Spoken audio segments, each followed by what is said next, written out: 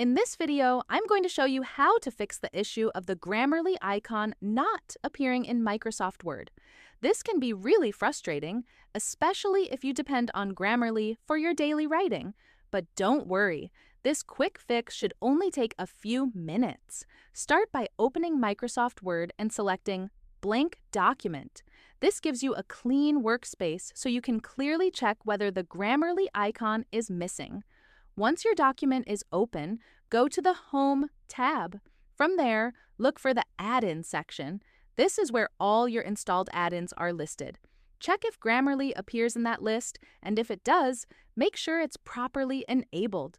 If Grammarly isn't showing or isn't working correctly, try logging out of your Grammarly account and then logging back in. This simple step can often refresh the connection and fix the issue. If the icon is still missing, open the Grammarly app from your desktop or Start menu.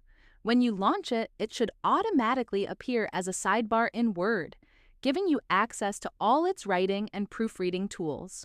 Also, make sure both Microsoft Word and Grammarly are updated to their latest versions, since outdated software can cause compatibility problems.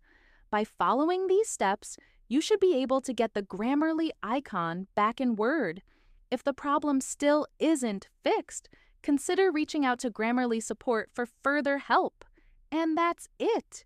If this video helped you out, make sure to leave a like and subscribe for more quick and easy tech tutorials. Thanks for watching, and I'll see you in the next one.